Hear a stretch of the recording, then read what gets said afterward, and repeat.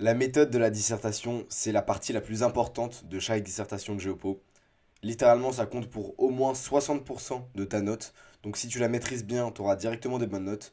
Le seul truc, c'est que la plupart des gens la maîtrisent pas. La plupart des gens pensent que c'est un petit peu inné de savoir bien disserter ou non. Et c'est pas le cas.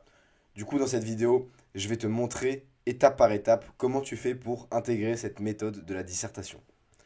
Déjà, tu peux être fier de toi parce que tu regardes du contenu éducatif sur la prépa au lieu de regarder des shorts comme 90% des gens. Donc tu fais déjà partie des 10% les meilleurs des élèves en prépa en fait. D'abord, on va faire un petit plan. Donc d'abord, on va voir la méthode de l'intro, puis on va voir la méthode de l'argumentation, qui est très différente et qui est en vrai le cœur du sujet. Et après, on va voir la méthode de la conclusion. Tu vas voir que ça sera très rapide. Déjà, petit bonus, tu peux récupérer le PowerPoint en description. Par contre, je te conseille, j'y vais un peu n'importe comment, je te conseille de prendre des notes, même si tu as ce PowerPoint. Pourquoi? Parce que ton cerveau, il va mieux retenir ce que tu vas entendre, ce que tu vas voir, si tu prends des notes en même temps. Et vu que c'est une vidéo à caractère éducatif, en vrai, c'est pas très bizarre, tu vois. C'est comme si tu avais ton prof, là, qui te faisait un cours sur la méthode de la dissertation. Donc prends des notes, même si tu as le PowerPoint, et regarde la vidéo en plusieurs fois si t'as pas le temps. Parce que là, elle va durer à peu près une demi-heure. Tu auras sûrement quelque chose à faire en fait, peut-être dans un quart d'heure, tu vois. Peut-être que tu as cliqué dessus en te disant, bah je vais regarder juste un peu le début. Donc ce que tu peux faire, c'est que tu vas voir dans les chapitres, vu que ma vidéo elle est en trois parties, bah tu auras trois grands chapitres. Tu peux peut-être te dire que tu vas jusqu'à la méthode de l'argumentation et que tu t'arrêtes là. Ou alors que tu regardes que l'intro. Ça dépend de toi. Par contre, si t'as une demi-heure, autant te regarder d'un coup. Je te préviens juste, dans cette vidéo, on va pas couvrir le brouillon, ni la carte, ni les types de plans, ni comment tu trouves les arguments, ni la culture G. Tout simplement parce qu'on n'a pas le temps. La vidéo, elle va déjà durer une demi-heure. Bah, j'ai pas envie qu'elle dure une heure et demie, tu vois. Si je devais tout traiter dans cette vidéo, elle durerait une heure et demie. Du coup, l'idée, c'est que je vais faire des vidéos sur ces sujets-là dans le futur. Mais que là, pour l'instant, on va se concentrer vraiment sur la méthode de l'argumentation et la méthode de l'intro. Donc, on a déjà vu ça. On part directement sur la méthode de l'intro. Bon, il y a quatre parties. La première, c'est l'accroche. La deuxième, c'est la définition des termes. La troisième, c'est la problématique. Et la dernière, c'est l'annonce de plan. Je vais y aller étape par étape. Et je vais te montrer étape par étape ce que tu dois faire pour chacune de ces étapes. Du coup, ça fait beaucoup d'étapes. L'accroche. L'idée, c'est que tu vas vraiment attirer tu vas attirer l'attention pardon, de ton correcteur. C'est vraiment ça l'objectif de l'accroche.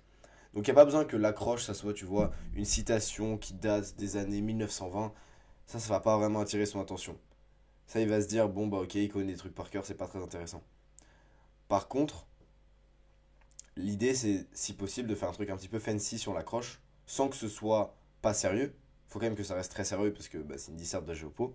Mais t'as envie d'attirer un peu son attention. Par exemple, moi, au concours, il y avait un sujet, c'était sur la mondialisation et le réchauffement climatique. Bah, mon accroche, j'ai cité Trump. Ça, tu vois, ça attire un peu l'attention. Il se dit, mais pourquoi il cite Trump? C'est qui ce mec? Il est un peu intrigué, tu vois. Donc ça peut être une citation, ça peut être un exemple, une date, un chiffre clé, même un extrait d'un ouvrage d'un auteur, peu importe. En général, moi, je faisais avec des exemples, parce que c'est là où il y en a le plus. Et peut-être que, tu vois, tu peux te dire que les auteurs, tu vas plutôt vouloir les utiliser dans ton développement pour illustrer. Moi, en général, c'était plutôt soit exemple, soit... Non, en fait, c'est surtout exemple. Citation à la limite, là pour mon concours, mais en général, c'est surtout exemple. Faut que tu gardes en tête que c'est du bonus dans le sens où le correcteur va pas mettre toute ta note sur l'accroche. Tu peux avoir une accroche qui est pas ouf. Si le reste de la copie derrière est bien, tu auras une bonne note. Et c'est ce qu'on va voir dans l'exemple d'intro que j'ai à la fin. Et la taille, ça fait à peu près 4 à 8 lignes. Ça va dépendre du contexte. En général, il vaut mieux viser, ouais, vraiment presque 5-6 quoi, max. Moi, elles avaient tendance à être trop longues, mais ça m'a jamais desservi. La définition des termes maintenant. Deuxième étape. Petit 2. L'objectif, c'est de montrer au correcteur que tu sais de quoi tu parles. Et il faut que je rajoute un S là. Et de dégager une tension. Pourquoi dégager une tension? Parce que cette tension va te servir pour ta problématique. C'est dans la définition des termes du sujet que tu problématises. C'est-à-dire que tu crées un petit peu les questionnements qui vont aiguiller ta problématique derrière. Donc il faut que tu définisses tout très bien, tous les termes du sujet, même des termes parfois qui sont implicites au sujet mais qui ne sont pas dans l'intitulé. Faut que tu fasses parfois une typologie si besoin. Par exemple, si tu définis la mondialisation, tu vas dire que bah, c'est la multiplication des flux depuis les années 80 à l'échelle mondiale. Faut que tu dises de quel type de flux il s'agit. Flux de capitaux, flux de biens et services, flux d'êtres humains, etc. Faut que tu expliques un petit peu pourquoi la tension se dégage, à partir des définitions. C'est la partie la plus longue et la plus importante parce que du coup c'est là où on rentre concrètement dans quelque chose de vraiment vrai quoi. L'accroche, c'est un petit peu... Comment je pourrais décrire ça? C'est un peu la cerise sur le gâteau l'accroche si tu veux. Là on a le gâteau. Ça c'est le gâteau. Ça fait à peu près 15 lignes, voire 20 lignes. Ça va dépendre encore une fois du contexte. Maintenant la problématique. L'objectif c'est de donner de l'intérêt au sujet par une formulation un peu stylée. Là on est encore une fois sur de la cerise, tu vois. On n'est pas vraiment sur du gâteau dans la problématique. Donc tu vas poser une question ou deux. Il faut que tu fasses gaffe, c'est pas la même chose que le sujet. Si ton sujet c'est par exemple la Chine va-t-elle dépasser les États-Unis, peu importe, bah en fait ça peut pas être ta problématique. Faut que ta problématique soit autour du sujet, mais faut pas que ce soit copier-coller du sujet. Sinon en fait bah, l'étape elle ne servait à rien. Enfin n'importe quel enfant de CE1 il peut recopier l'intitulé du sujet ici quoi. Donc il faut qu'elle fasse à peu près deux trois lignes. Ça va dépendre de la longueur, de combien de questions tu vas mettre. Partie 4, l'annonce de plan. L'objectif, c'est de donner au prof un aperçu de ta copie. Et en fait, c'est comme ce que j'ai fait dans cette vidéo, c'est-à-dire qu'au début de la vidéo, j'ai dit d'abord on va voir l'intro, puis on va voir l'argumentation, puis on va voir la conclusion. L'idée, c'est que maintenant, tu puisses te repérer. Là, tu sais qu'on est à la fin de la première partie. C'est très simple en fait. Enfin, il n'y a pas besoin que ce soit plus compliqué que ça, tu vois. Donc tu fais une à trois phrases et ça fait à peu près cette ligne. C'est pas très difficile normalement, c'est pas là-dessus que tu vas vraiment galérer, c'est plutôt sur comment faire ton plan. Ici. Donc, petit bonus, comment tu vas faire pour progresser en plan, pour faire toujours des meilleurs plans. Faut que tu saches que c'est pas inné, même si on a l'impression que c'est inné parce que les gens qui dès le début arrivent à faire des bons plans, en général, ils arrivent à en faire tout le temps. Tout le temps des plans à peu près corrects ou alors des très bons plans. Le seul truc, c'est que eux, ils ont juste fait plus de plans avant toi. Donc t'as l'impression, pour eux, dès qu'ils arrivent, que c'est inné. C'est juste qu'ils en ont fait beaucoup avant. Donc si t'en fais beaucoup maintenant, tu vas progresser. Et le jour du concours, pardon, tu seras une de ces personnes dont on aura l'impression que c'est inné pour elles. En fait, non. Tu peux t'entraîner sur les programmes de colle. Si ton prof distribue les programmes de colle à l'avance, bah en fait, tu peux t'entraîner et faire tous les sujets en vrai. Tu passes 10 minutes par plan. Ou alors tu peux regarder les annales des années passées. Je te déconseille de prendre les annales de concours parce qu'en général, ces annales-là, elles nécessitent d'avoir vu tout le programme. Et toi, bah, nécessairement, si tu regardes cette vidéo, t'as pas vu tout le programme. Donc je te conseille de prendre les annales de DS que ton prof a donné l'année dernière. Ça, si tu lui demandes, c'est assez facile. Lui, il peut te les trouver en 30 secondes. Et ça te permet vraiment d'avoir des sujets abordables pour toi. Ce qui est important, c'est que tu aies du feedback après ces plans. Donc que tu ailles voir un prof, un pote meilleur que toi en géopo, un élève dans tes carrés qui est fort en géopo. Tu prends 10 minutes pour lui demander ce qu'il en pense. Certes, ce sera pas aussi bien que si lui fait et que tu peux comparer avec son corrigé, mais au moins, il va pouvoir te donner des petits conseils, te dire bah moi j'aurais fait tel truc, j'aurais fait tel truc. Et en vrai, ça a une valeur inestimable quoi quand tu cherches à progresser. Et en fait, tu fais juste une boucle comme ça, où tu fais un plan, tu récupères du feedback, et après, ton plan d'après, pardon, tu intègres ce feedback. Le plan d'après, tu te démerdes pour que ce, que, ce qui t'a été dit ici, ça soit utile. Parce que si, mettons, regarde, si il n'y a pas la flèche, tu vas juste faire plan, tu vas aller chercher un feedback, mais là, en fait, ça nourrit pas ton plan d'après. Donc c'est con.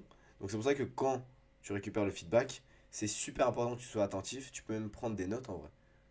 Noter un peu vite fait ce qu'il te dit.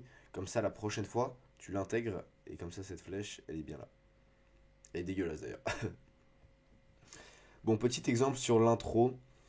Donc le sujet que j'avais traité en DS, c'était les métropoles asiatiques. Et j'ai eu 15, si je dis pas de conneries. Donc c'était plutôt une bonne note et j'avais Major SDS là. Donc là j'ai mon accroche ici. Là tu vois c'est un exemple. Et carrément mon accroche, en fait c'était dans les documents. Littéralement dans les documents qui étaient donnés pour aider la dissertation, pardon.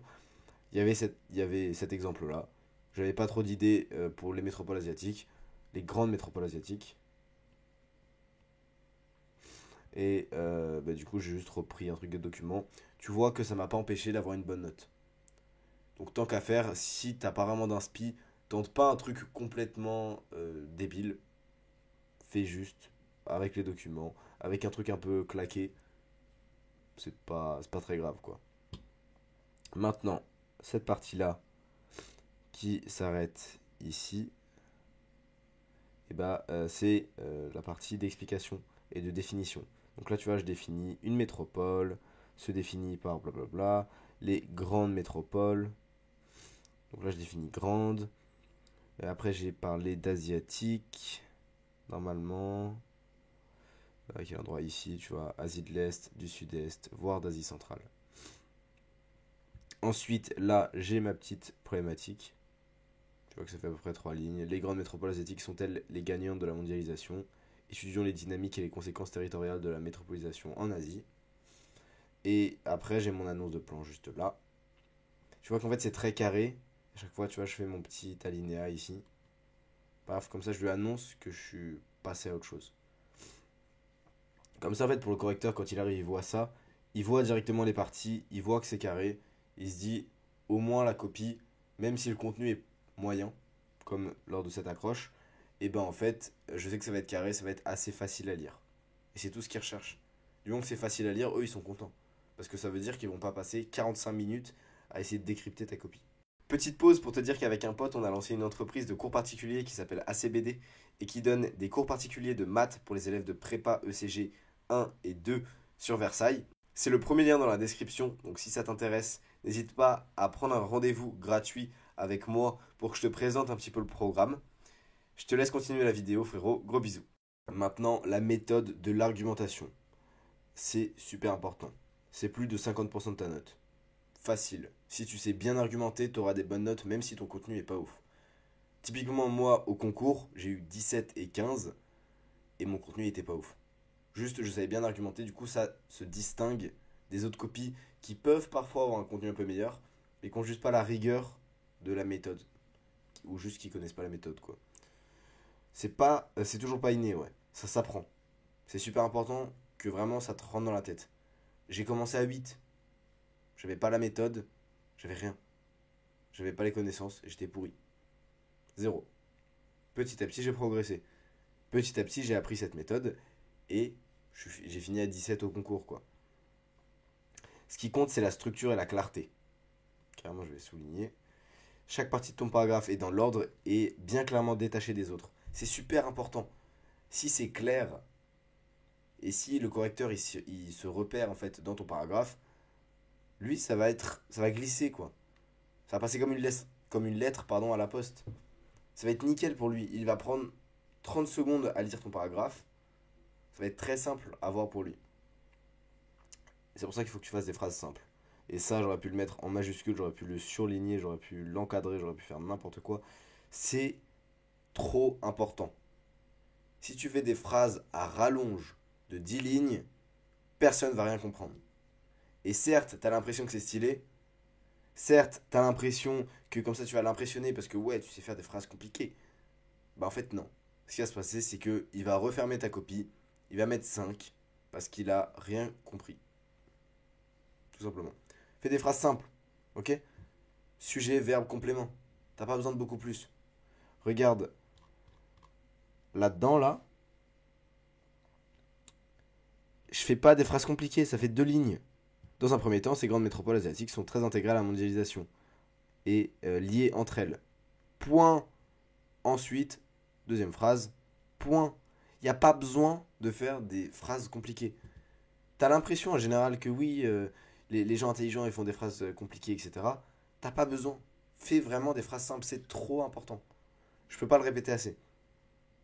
Le nombre de personnes qui ont des notes de merde juste parce que quand ils écrivent, personne ne comprend rien, je crois que c'est une aberration. c'est facile 40% des mauvaises notes. Les mecs juste font des phrases qui ne sont pas françaises, que personne ne comprend. Le cœur de ton paragraphe, ça va être un argument. Donc un argument, c'est une idée qui va servir ta démonstration. Faut que tu gardes en tête tout le long que ta dissertation, c'est une démonstration. Tu veux démontrer quelque chose. Et donc, tu as des arguments qui viennent appuyer cette démonstration. Donc, tu vas articuler tout ton paragraphe autour de cet argument dans un protocole bien précis pour que ça soit clair. Okay, c'est toujours cette même idée que on veut que ce soit facile à lire pour le correcteur. C'est ça qui va te faire avoir des bonnes notes, littéralement. Si ton truc est facile à lire pour le correcteur, tu doubles ta note, quel que soit ton niveau de base. C'est normal si c'est pas parfait à ton prochain DS. Ce qui compte, c'est que tu t'améliores petit à petit et qu'au concours, ça soit vraiment nickel. Au moins sur la partie de la rédaction et de la méthode. Et oui, c'est très codé. Oui, tu vas voir, il y a plein de petits détails un peu chiants. Mais en vrai, c'est ça qui va te faire décoller en AGG. Et si tu es capable de passer des heures à apprendre ton cours, bah, tu es capable de passer des heures aussi à apprendre la méthode. Par contre, la méthode, elle va te faire gagner à peu près 3 fois plus de points que ton cours. Donc il y a un truc qui est un peu plus rentable que l'autre. Bon, il y a encore une fois 4 parties: présentation de l'argument, explication de l'argument, illustration de l'argument et micro-conclusion. À la fin, on va voir vite fait les transitions, voir si tu en as besoin et si tu veux en faire, comment tu les fais. Présentation de l'argument. Tu commences ton paragraphe par annoncer ton argument au correcteur en une phrase. T'as pas besoin de plus, ok? Ça, c'est la première étape. Tu dis bonjour, voici mon argument. C'est important que tu utilises les termes du sujet. Super important, ok? Comme ça, il va voir que tu es vraiment dans le thème. Si ton argument il est un peu à la limite du sujet, qu'il n'y a pas les termes du sujet, le prof il va voir ça, il va se dire bon bah c'est hors sujet. S'il y a les termes du sujet, il va se dire c'est très pertinent. C'est un peu con, mais en fait c'est comme ça que ça marche. C'est juste un être humain, le mec, il voit les termes du sujet, il se dit bah oui, logique, il y a les termes du sujet, on est dans le sujet. Très bien. Bah, c'est tout ce que tu as à savoir vraiment pour la présentation de l'argument. Tu auras un exemple encore une fois à la fin. Maintenant, l'explication. Tu expliques ton argument en plusieurs phrases. Fais encore une fois des phrases simples, parce que c'est là où c'est facile de se perdre. Faut que tu rendes l'argument facile à comprendre pour le correcteur. Tu signifies que tu comprends tellement bien que tu peux expliquer. C'est la base. Normalement, si tu comprends très bien quelque chose, tu es capable de l'expliquer, bah du coup là tu l'expliques. Donc tu lui montres que tu es capable de le faire, et c'est donc que tu as très bien compris, que tu maîtrises absolument de quoi tu parles. C'est là où c'est très important de faire des phrases simples, parce que du coup, comme je t'ai dit, c'est facile de se perdre. Quand tu essayes d'expliquer quelque chose, c'est très facile de faire des phrases qui vont faire 4, 5, 6 lignes, et en fait le correcteur il est perdu.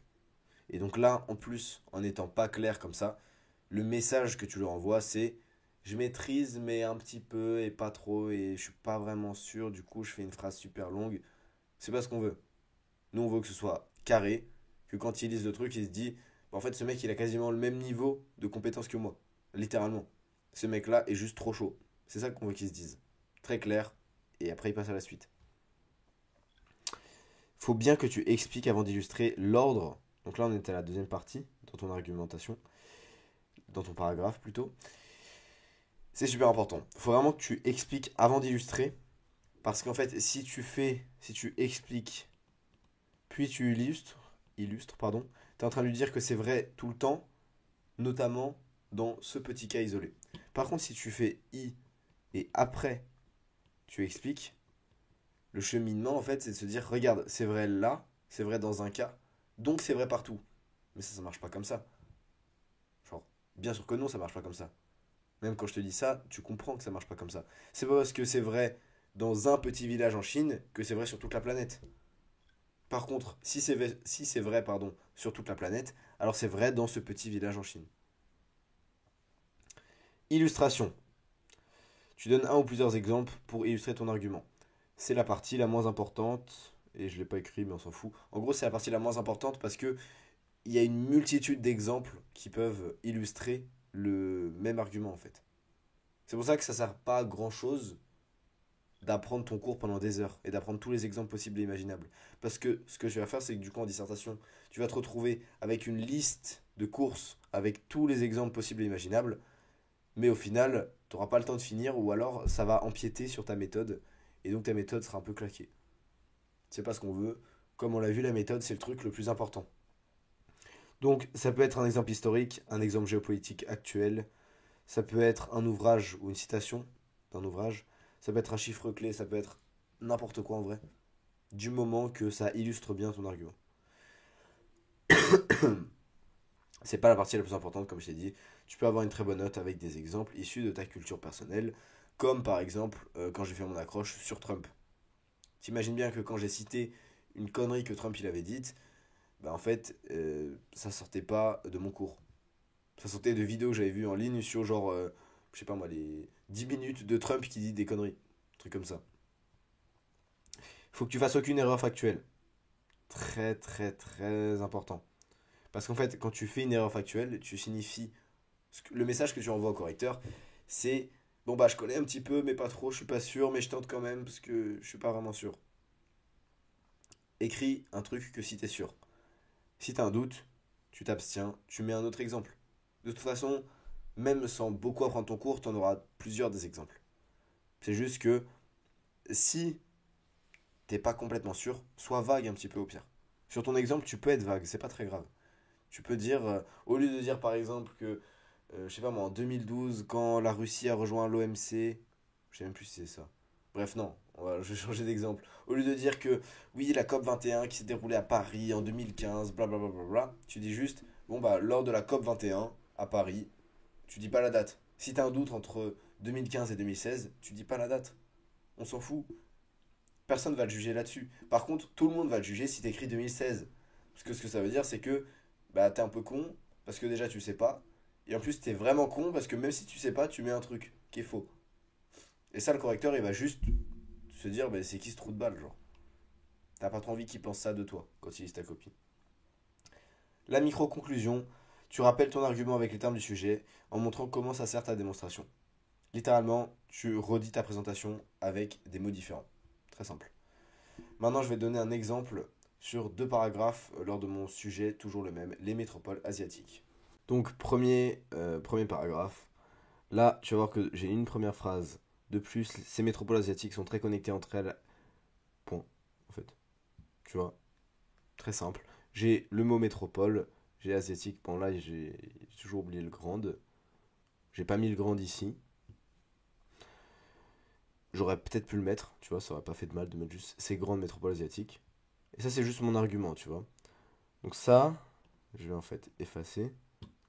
Jusque là, là, bam, c'est la partie 1. C'est présentation. Ok. Maintenant, je vais prendre une autre couleur, on va dire bleu. Sur l'explication. Cet exemple, enfin, ce paragraphe est justement un peu moyen parce que j'ai mis un exemple en plein milieu. Mais en gros, mon explication, c'est la recherche de synergie entre les métropoles, encourager la coopération économique, blablabla. Les infrastructures peuvent être physiques ou institutionnelles, comme par exemple avec les triangles de croissance. Comme les triangles de croissance qui sont en fait littéralement ce qu'elles ont fait en fait pour se connecter, tu vois. Et du coup, cet exemple justement est pas ouf parce que en soi, là, je suis encore dans l'explication, la véritable division régionale du travail entre les pôles du triangle de croissance qui renforce les métropoles. Donc en fait, tout ça, c'est d'explication. Sauf qu'en plein milieu, j'ai des petites phases où genre là, j'ai un chiffre, où j'ai un exemple avec un chiffre sur la Chine, ici. Là, entre parenthèses, encore une fois, j'ai un exemple de triangle de croissance. Ici, j'en ai un autre. Donc en fait, c'est pas ouf. Là, typiquement, tu vois, c'est assez flou. Boum, boum, ça là, bam. C'est en fait pas très précis. C'est tout le mec qui voit ça, il voit, il voit quoi? Il voit juste que, bon, ma méthode, elle est pas vraiment au point, quoi. Tu vois, il voit du bleu et du jaune qui s'entrecoupent, c'est moyen. Mais au moins, tu remarqueras ici que à chaque fois, les exemples, je les ai mis entre parenthèses. Du coup, je les ai quand même un peu séparés de l'explication. Et bah, du coup, juste à la fin, là, tu regardes ici, les métropoles asiatiques ont dû se trouver des synergies qui les relient entre elles. C'est quasiment une redite de ça. De plus, les métropoles asiatiques sont connectées entre elles. Deuxième exemple qui lui est un peu mieux. Là, du coup, on a la première partie. Enfin, à l'échelle locale, l'apparition de grandes métropoles asiatiques a fait exploser les inégalités. Très clair, tu vois, grande métropole asiatique. Ensuite, donc là on a du bleu, on a des explications avec les conditions de vie, blablabla, la population des bidonvilles qui explose. Mince, attends, gomme. Hop, hop là, très bien. Donc ça c'est du bleu, tu vois. Là en soi, j'avais pas besoin de développer beaucoup mon explication, tout simplement parce que c'est assez logique. Genre, c'est un truc qui est globalement admis que quand il y a une grande ville, bon, il y a des pauvres et il y a des riches. Logique. Donc là, après, j'ai spammé les exemples. Boum. Donc là, tu vois, avec une référence, avec les Lemming Kong, avec un autre exemple avec le slum de Dharavi, etc. Avec Mumbai, en fait. Et on retourne à la fin. Ici, les inégalités socio-spatiales ont explosé avec la métropolisation en Asie. J'ai Asie, j'ai métropole, qui se cache dans métropolisation. Donc c'est quand même vraiment carré, tu vois, cette fois-ci. Là, c'est vraiment très net, la coupure. Et du coup, le correcteur, il lit ça. Il se dit, bah, nickel. À la suite. Maintenant, la question pardon, des transitions. C'est pas aussi nécessaire qu'on veut te le faire croire. Il y a des gens qui pensent qu'il faut faire des transitions entre chaque sous-partie. Je suis pas de ce bord-là, moi. Moi, je pense pas que ce soit si important que ça. Si tu veux en mettre, fais ça de façon légère à chaque début de grande partie. Mais sinon, t'as pas vraiment besoin. Moi, j'en faisais pas vraiment. Et j'ai eu des bonnes notes au concours parce que j'ai eu 15 et 17, comme je t'ai dit tout à l'heure. Donc, c'est pas très nécessaire. Et maintenant, on va voir directement la méthode de la conclusion. La méthode de la conclusion. Faut pas que tu surestimes son importance. Et c'est pour ça d'ailleurs que je vais aller voir, je vais faire la méthode de la conclusion en 2 minutes grand max. T'es pas obligé de la faire à l'avance au brouillon. Si t'as l'habitude de la faire et que ça marche bien pour toi, tant mieux. Mais moi j'avais jamais le temps. Parce que ça prend du temps en fait de rédiger bien une conclusion. Même si du coup ça te permet de faire une dernière impression qui est vraiment bien, ben moi je préférais passer ce temps-là à avoir un bon plan et une bonne première impression. Quitte à ce que ma conclusion, ils se disent ouais, peut-être pas très ouf, mais au moins quand ils voyaient mon intro, quand ils voyaient mon plan, ils se disaient ouais, là c'est du haut niveau quoi. Tu répètes ton annonce de plan en répondant à ta problématique. C'est littéralement, tu vois ton annonce de plan, tu copies-colles et tu rajoutes à un moment pour répondre à notre problématique, blablabla. C'est littéralement très simple. C'est mieux de faire une ouverture, mais c'est pas obligatoire. Moi, mon prof, il voulait toujours que j'en fasse. Au concours, j'en ai pas fait. J'ai eu 15 et 17. À partir de là, je me dis que c'est pas obligé. C'est mieux, mais c'est pas obligé. C'est du bonus. C'est comme faire une très bonne accroche. J'avais tendance à les faire trop courtes, moi. Mes conclusions. Surtout parce que du coup, vu que je les rédigeais pas à l'avance, pardon, bah, je me chie un peu dessus à la fin. Il me restait 2 minutes et du coup, je grattais comme un connard. Euh, 5-6 lignes, quoi. Là, ma conclusion, tu vois, j'ai dû la faire en 30 secondes, quoi. Pour conclure, la métropolisation en Asie a eu pour conséquence la création et l'approfondissement de synergie, mais aussi de rivalité. Ça, c'est mon grand 1, ça, c'est mon grand 2, entre les grandes métropoles asiatiques. Tu remets les termes du sujet, comme ça tu rappelles encore une fois, on est vraiment dans le sujet, on est vraiment très bien, quoi. Pour répondre à notre problématique, bah tiens, ça c'est trop simple. Littéralement, ça c'est un glitch. Si, au final, pour répondre à la problématique, si certaines métropoles, petite liste, pas nécessaire, peuvent être considérées comme les gagnantes de la mondialisation, parce que ma problématique c'était est-ce que les métropoles asiatiques sont les grandes gagnantes de la mondialisation, ce n'est pas le cas de toutes, tant les inégalités à toutes les échelles sont grandes, pardon. Et ça en fait c'était mon grand 3. Donc là tu vois, littéralement, je lui ai montré par A plus B pourquoi ma dissertation répondait parfaitement à ma problématique et pourquoi ma problématique était parfaitement dans le sujet. À partir de là, le correcteur il voit ça. Mon prof c'est un rageux, il a mis ouverture pour l'interrogation. Mais n'importe quel prof, il se dit bon bah lui il a tout compris. Lui il a bien répondu. Félicitations, bonne copie. Et je sais pas si au concours ils mettent la note directement ou s'ils vont juste des paquets avec bonne copie, moyenne copie et copie nulle. Mais là, il voit ça. Nécessairement, il se dit bon bah le mec il a quand même bien répondu. Le mec, enfin, sa copie était quand même présente, tu vois. Et pourtant, mes exemples, ils étaient pas ouf. Si tu regardes mes exemples, enfin, mon accroche, tu vois, c'était les documents. Et là, pareil, les exemples avec le slum de Daravi et tout, c'était les documents. J'ai pas passé des heures et des heures à apprendre toutes les stats sur le slum de Daravi. Et tu regardes le slum de Daravi, j'ai donné aucun chiffre dessus. Et ça, là j'ai mis 2 tiers des voies ferrées, blablabla. Je pense que c'est le seul chiffre clé de toute ma copie. Et alors, il n'y a pas besoin. Si j'avais eu un niveau de précision encore supérieur, j'aurais peut-être eu 16 au lieu de 15.